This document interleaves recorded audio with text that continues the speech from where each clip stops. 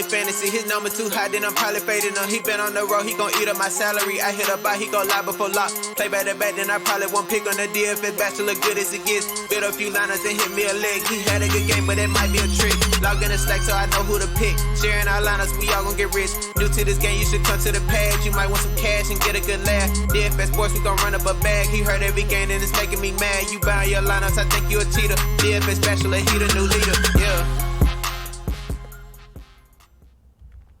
What is up, everyone? Welcome back to the Bachelor Pad. I, of course, am your host, the DFS Bachelor, and we're going to go over our Fanduel and Draftkings NBA playoff slate for Wednesday, August 19th. It's going to be those same 4 games, those same 8 teams that we saw on Monday. We got a lot more information now, which I think is awesome. We did great on Monday, and we're going to hope to keep that ball rolling. First things first, and I know I say this every time, I hope it doesn't sound repetitive or redundant because it's honestly true every single time. I really appreciate all the support. You guys and gals, man, have been watching the video, especially for NBA, in bigger numbers than ever in the history of this channel. We've been going for almost 4 years now. It's truly humbling. Thank you all so much. Thank you so much for liking the video. That helps the channel more than you know. Thank you for all the kind comments, subscribing to the channel, all of you new subscribers within the last few weeks. Thank you all so much.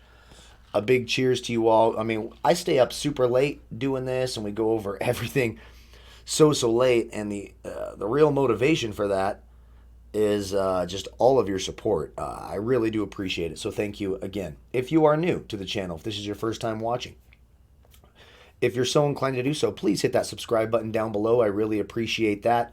We do lots of content here. Of course, NFL's right around the corner. We'll be doing everything for NFL, NBA, WNBA. We do the occasional Major League Baseball video. There's going to be less and less of those, just because, I mean, let's all face it. Major League Baseball DFS sucks. It's hit or miss. You need home runs, and you need a lot of luck. More luck than you need in the other sports anyways. But we have lots of content. We're going to be covering the NBA all throughout the playoffs, the WNBA, Dion and I as well. So hit that subscribe button, hit that like button. That helps more than you know. Also, by liking the video, subscribing to the channel, and leaving a comment in the comment section, you qualify for our weekly $25 PayPal giveaway. I announce that winner every Monday morning, and this week, it's a pretty special week for me, and you guys are so cool about supporting me in every way that I ask you to, which, you know, is beyond humbling. Tomorrow, I will be live. It's our debut video over at sportsbookreview.com. Donnie Rightside and I will be handicapping all of the NFL this whole season. We'll be having 4 videos a week, and we're going to do a little, since there's no preseason football, it's a little bit different. We're going to be previewing each division one by one. We're going to do 8 preseason videos previewing the betting odds, the futures odds, division winnings, the over-under win totals for each team. We're going to be doing that up until the start of the regular season. Then each week we'll be handicapping all the games, and tomorrow is the very first live show. So I want to do something special, and I want to kind of bribe you guys to come over there and show your support. I'm not above doing that. I want to look good for the new bosses. So tomorrow at 1 o'clock Pacific time, 4 p.m. Eastern, I will be live over at sportsbookreview.com on their YouTube channel. Now, obviously, that link's not up yet, so I will put a link to the channel. And for those of you who come over and say something nice and participate in the live show tomorrow, even those of you who actually watch the video and leave a comment afterwards before Monday, I'm going to add a $50 giveaway just for those people. So I'm going to be giving away $75 on Monday. This is my own money. It's not sponsored by anyone. By the way, if you're a company and you want to sponsor these things, hit me up. I'm happy to promote your business, and you can sponsor these giveaways. But right now, I'm just doing it out of my pocket. And yeah, I'm bribing because I mean, hey, that's how the world works. So if you're there live or you watch the show afterwards, I'll leave a link in the video description below under the draft dashboard link. The draft dashboard links where you can find my player pools and projections and everything. You can click that link and try it for 30 days for $1 as well. But come over there and support us. Leave a comment, say something nice, and you'll qualify for the $50 giveaway. And that does not disqualify you from qualifying for the $25 giveaway that I'm doing just normal on these videos. So we're doing lots of giveaways, lots of things, lots of content. You're going to get tired of hearing my voice, but I appreciate that support tomorrow. Also, like I just mentioned, if you want my player pool projections, you can use it in the lineup optimizer, the mass lineup generator. You can swap your lineups in and out from Draftkings in the late swap optimizer for baseball, football, hockey, Major League Basketball, all of it. You can click that link in the video description below. You can try Draft Dashboard for 30 days for $1. When you do, you'll get a little button that I'll show you how to find at the end of this video. And you can see my player pool, my projections. So far, we've been on fire. I'm just telling you that right now we're winning money. So I hope you join the team and all that. And check me out tomorrow at sportsbookreview.com. I'm really, really excited for that. So I hope you all find a chance to get to watch that. And like I said, even if you can't watch us live at 1 o'clock Pacific, 4 p.m. Eastern, even if you watch it afterwards, again, I'll leave a link to the channel. You'll just have to find the video. You'll see my pretty face up there. You'll see NFC East divisional odds breakdown. Leave a nice comment.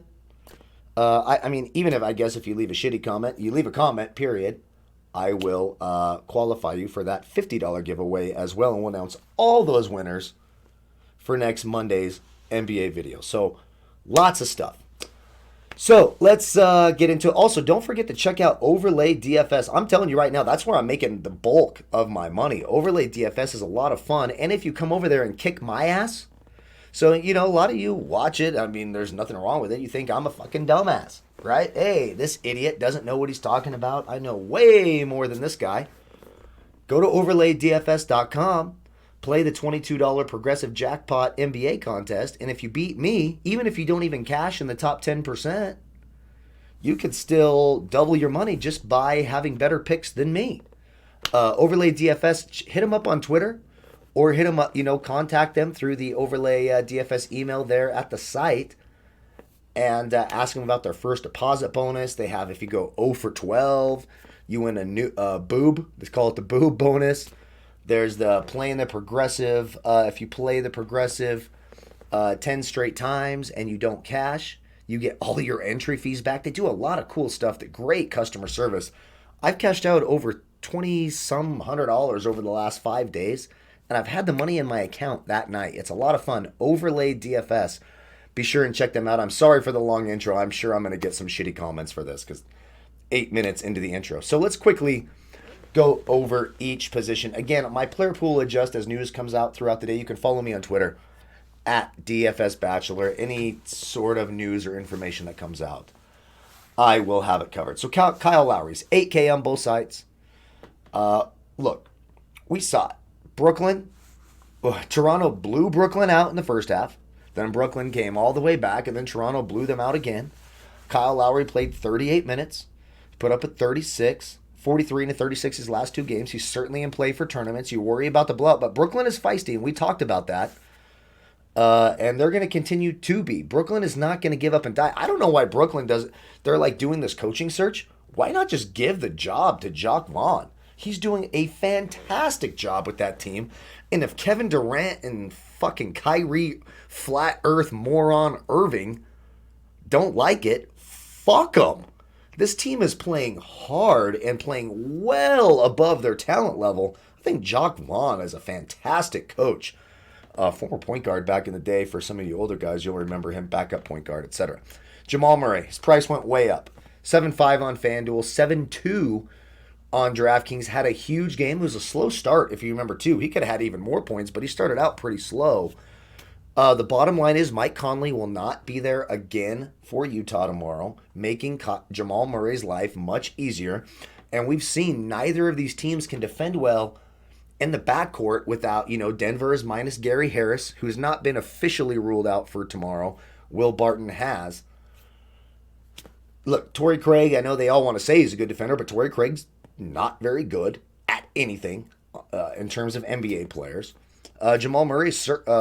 Mike Conley's replacement ended up being Juwan Morgan, and they started Donovan Mitchell at the point, and Donovan Mitchell is a great player, but he's offensive minded. So of course, Jamal Murray is certainly in play. I'm a little uncomfortable about the price, how much he's gone up in price. But when you look at point guards tomorrow, especially if you're looking at the Fanduel side where you have to play 2 point guards, not a lot of options. You have Kemba Walker, 6'9" and 6'8". He put up at 30. I do have a little bit more interest in him tomorrow than I did the other day, simply because of that little bit of a quad injury for Boston.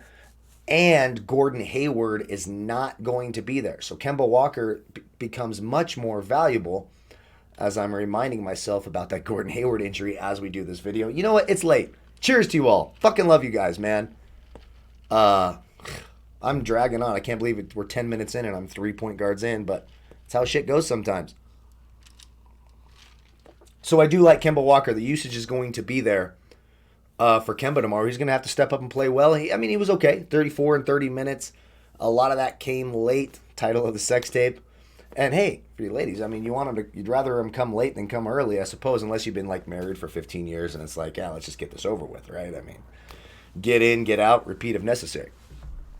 Then it's a huge drop-off to Seth Curry at 4,400. He's going to play all the minutes he can get. He got some extra minutes, obviously, because they needed the scoring because of that bullshit, jacked up, psychotically fucked up ejection of Kristaps Porzingis, who, by the way, they're listing as questionable with knee soreness tomorrow. Like, I cannot find a reality where Kristaps Porzingis doesn't play tomorrow. If he doesn't play tomorrow, it just means Dallas is like, fuck the NBA, fuck you all, we're not going to play. I don't think that's the case. But Seth Curry's got tournament upside at 4-4.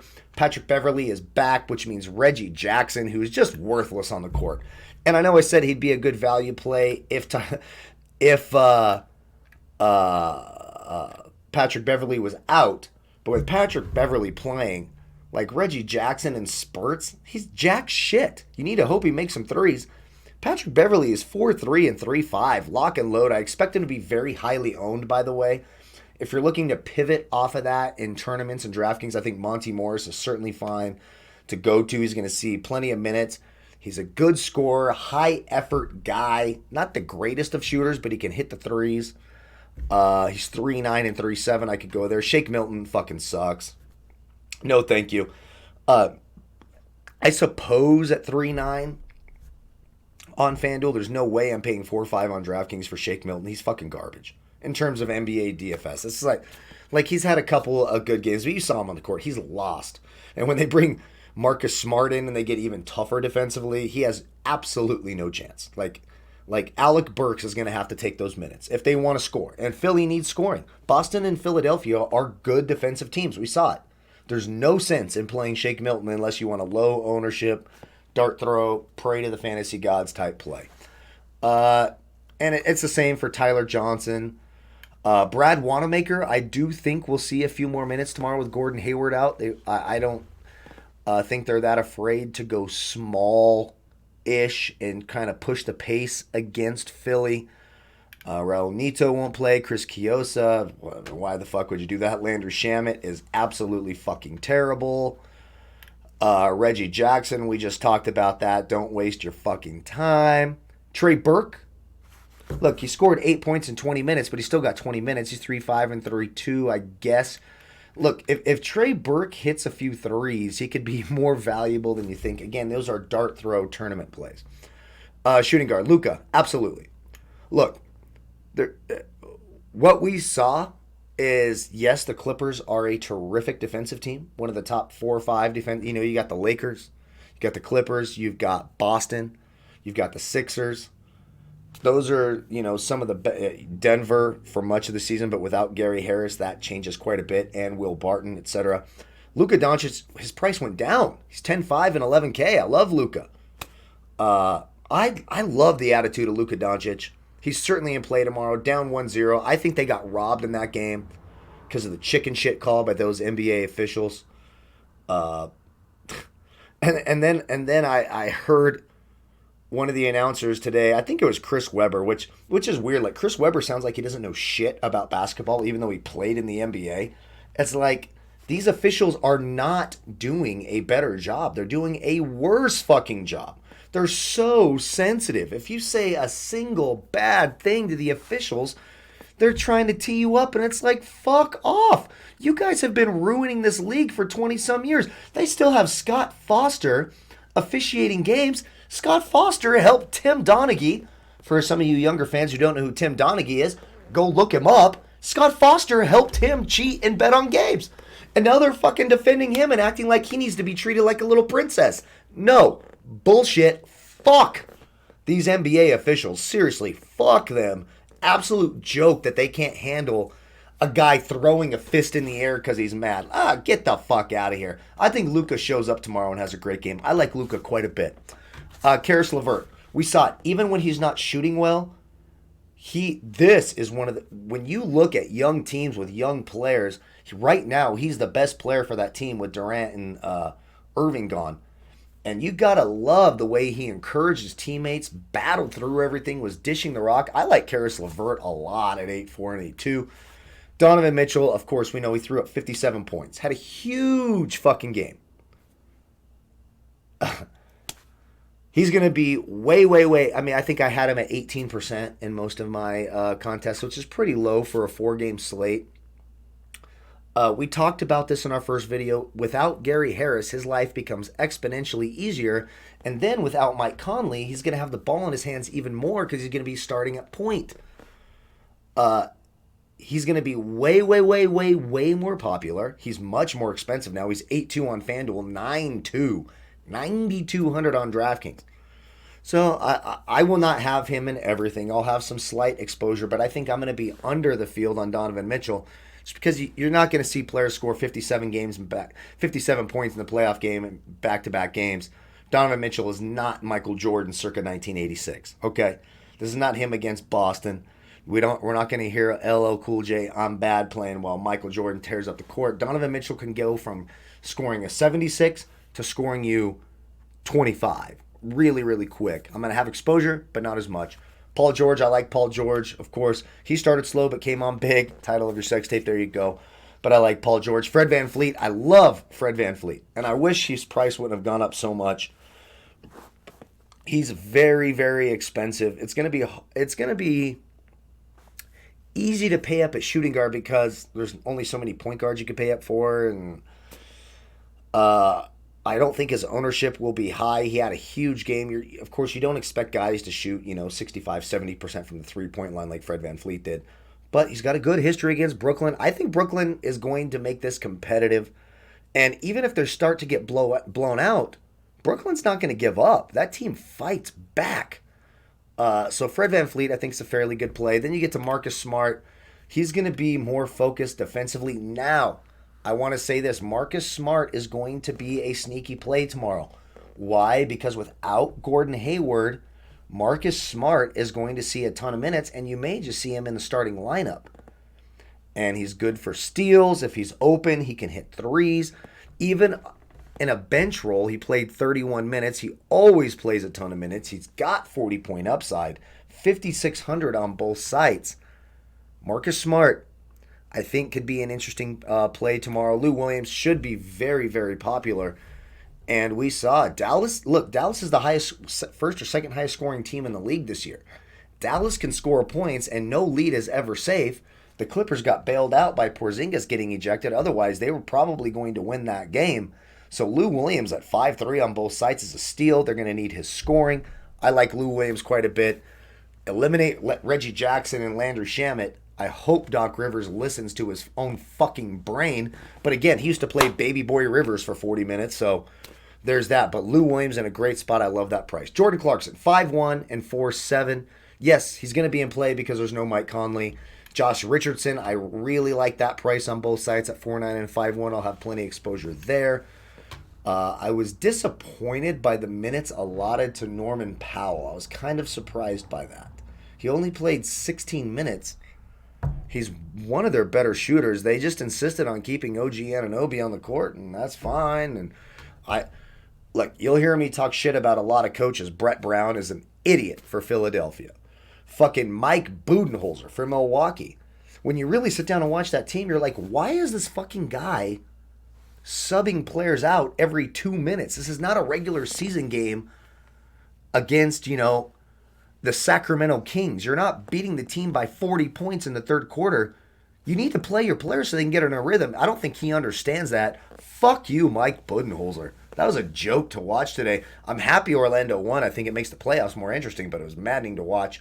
Timothy Luwawu-Cabarrot, yes, 4-4 on Fanduel, 4-7 on Draftkings. He's going to play a shit ton of minutes. Seems confident. I think he's a great value play. Garrett Temple played 34 minutes. I think you can go there. Alec Burks, we talked about him as well. Torrey Craig is awful. I guess a GPP dart throw if you want to go there. One other guy, PJ Dozier, 3-5 and 3-2. 20 minutes in an overtime playoff game. I think that's interesting. I could sort of go there in tournaments as well. Let's go to small forward. I'm going to try to make the rest of these a little bit quicker because I know that the games start in 12 hours and we're still here talking about it. Kawhi, of course. Now, I think it's too expensive for Kawhi, to be completely honest. I'm not comfortable paying $10K for Kawhi. He hit value last game. We talked about it. We liked him. We liked him at his price. He scored a 58. 9-6 FanDuel, 10K DraftKings. That's iffy for me. I'll have some tournament exposure. Pascal Sayakam, we also talked about this. He has not had a huge game since we came back in the restart. The 7-5 on DraftKings I think I can go to. I think his ownership starts to come down some. I'm certainly more comfortable paying 7-5 for Pascal Sayakam than I am paying 7-7 for Tobias Harris on DraftKings. Now on FanDuel, I'll take the $600 savings for Tobias Harris. Again, he's the number 2 option in that offense without Ben Simmons there. Jaylen Brown, we saw he hurt that quad. He took a big knee to the quad. And he has a nice last 2 games against Philly, a 46 and a 49. And without Gordon Hayward, they're going to need his offense even more. He's going to be more highly owned. He's 7K on FanDuel, 7-5 on DraftKings. Again, one of the cool things about Draft Dashboard is they show the hit percentage here.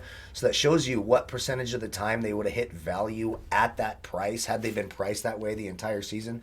So if Jaylen Brown would have been 7K on FanDuel all year long, he would have hit 5 times value 53% of the time. On DraftKings at 7-5, he would have hit value 49% of the time. We just hope he's not limited by that quad. Another reason why I really like Marcus Smart. Again, Gordon Hayward going to be out for this game. Joe Ingles, absolutely. Ball's going to be in his hands a ton. He's got to play a ton of minutes. 5-5 and 5-6. I like that. Joe Harris was another player we talked about. He was down there in that 4-7 range. He's now 5K on DraftKings, 5-4 on FanDuel. One of the best three-point shooters in the league, if not right now, when Steph Curry's and Klay Thompson are not healthy. The best three-point shooter in the league. 5-4 and 5K. I like Joe Harris. Tim Hardaway. If Porzingis is out, I like him even more. But he's got tournament upside. OG Anunoby had a nice game at 2,800. Finney Smith, 4-4 and 4-3. Absolutely, I could go there. Matisse Thybulle.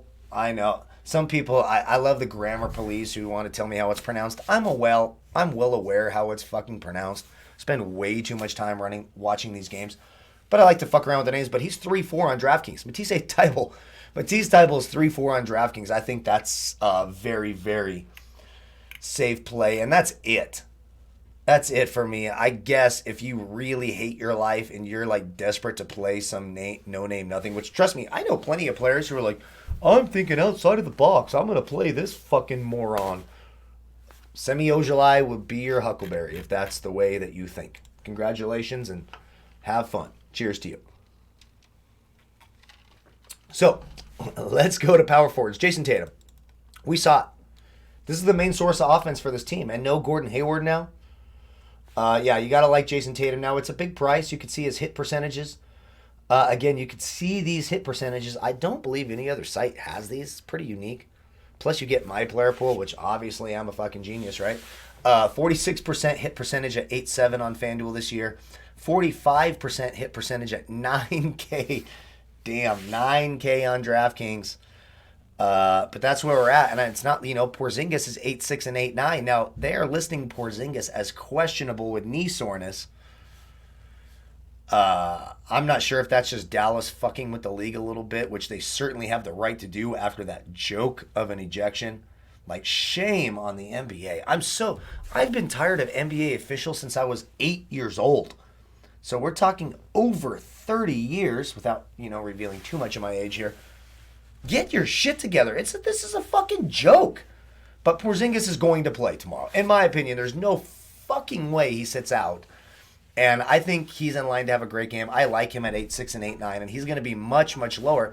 There's a lot of people who aren't going to understand that he got ejected. They're just going to think that he played a bad game in 19 minutes, which is not the case. So he's going to be lower owned than Jason Tatum, and I think it gives you some leverage over the field when talking about casual players who are just going to look at the stat line. You don't know how many messages I got saying, oh, Porzingis sucks tonight.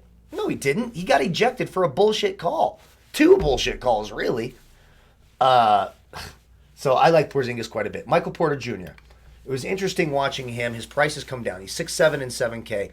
And he's certainly got the upside, and he came out roaring in that game.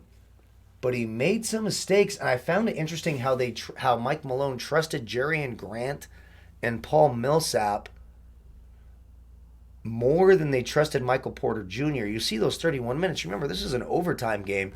I do like the tournament upside. I think this is a really, really good young player who has made massive strides during these bubble play-ins. But it's a tournament play only because he's just not safe. Serge Ibaka, it's the same thing.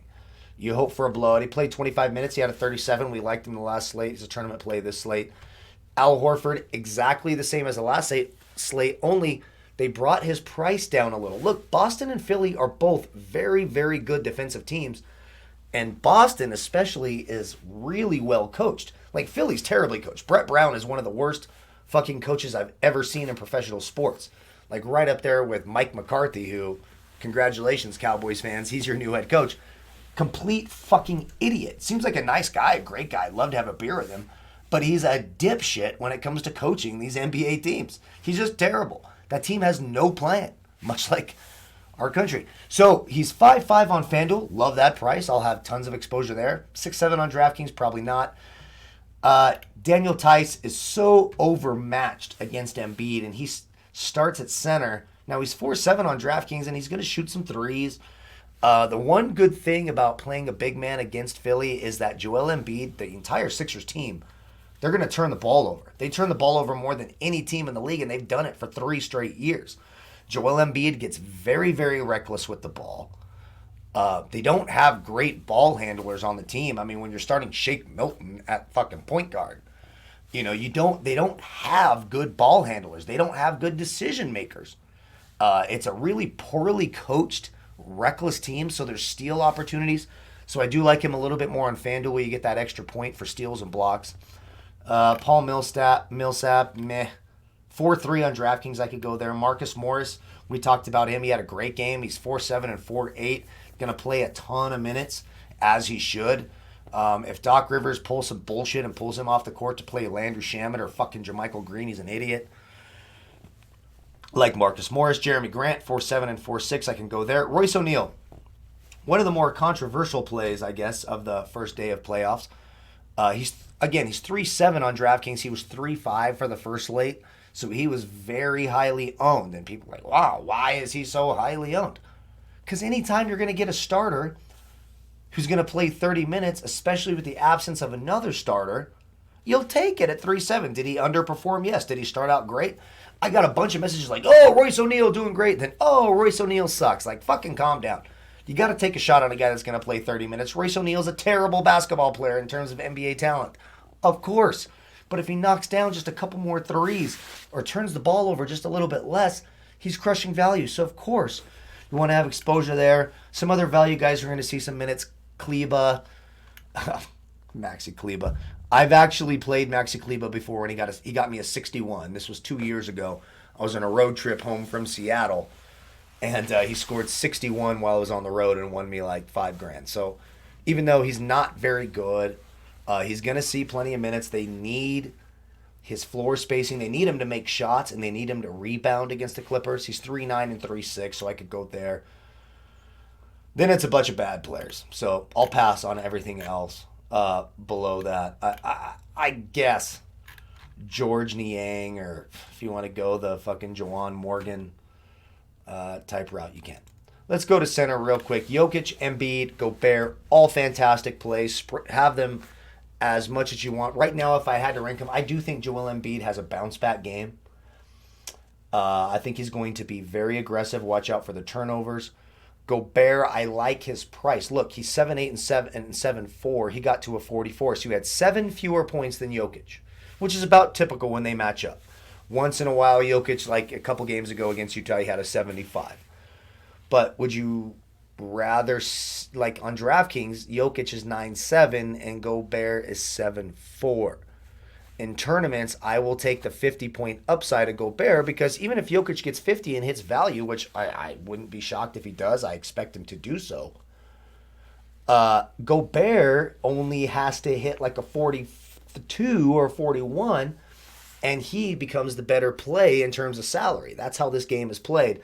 So I actually like Gobert a little bit more tomorrow, as weird as that sounds. Jared Allen, I still think he's too expensive. I said at the last slate, he scored a 33. That's not enough to hit value. He's going to play a ton of minutes, but no thank you.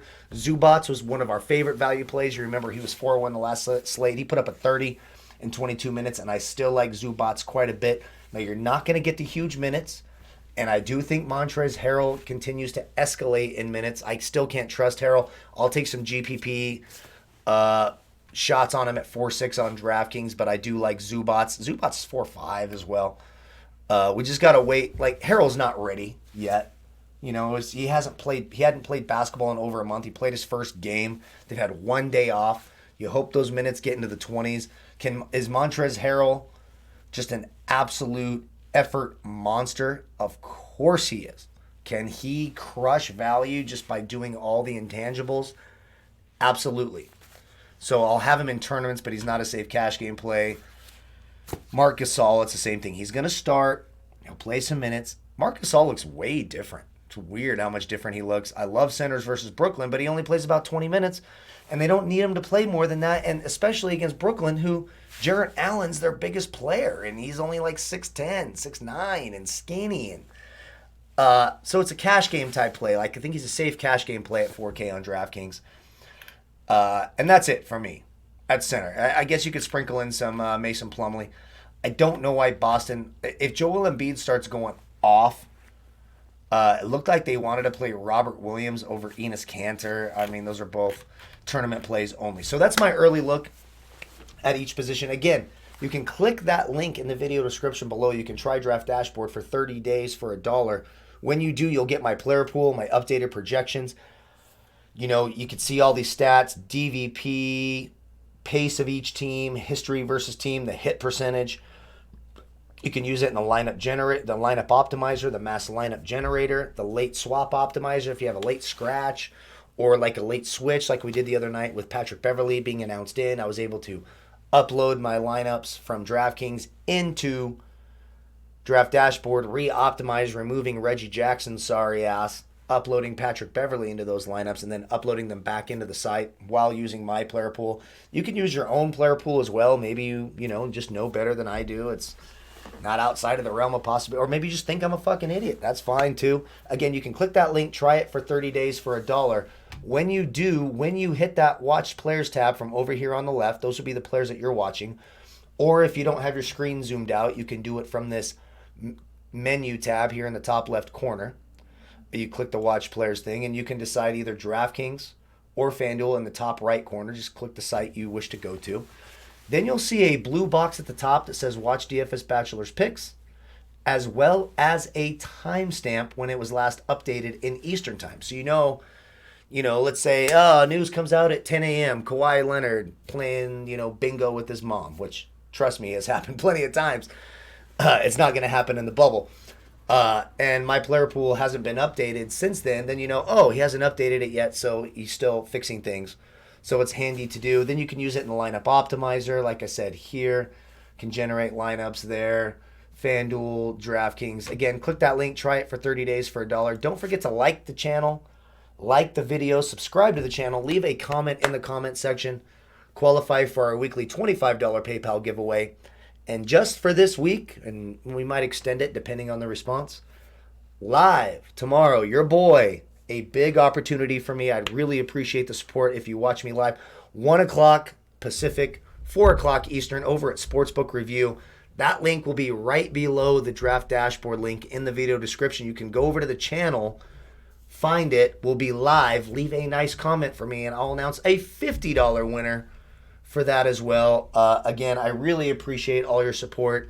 Cheers to you all. Don't forget to check out Overlay DFS, winning a ton of money over there. Love the owner of that place. We started out kind of as enemies, and now we're friends. I'm winning a ton of money over there. If you beat me in your picks, you win a $40 bonus. So there's another way to prove I'm an idiot. Thank you all so much for all your support. We'll see you tomorrow at Sportsbook Review, and we'll see you tomorrow night for our NBA video for Thursday as well. Thank you all again so much. Goodbye, folks.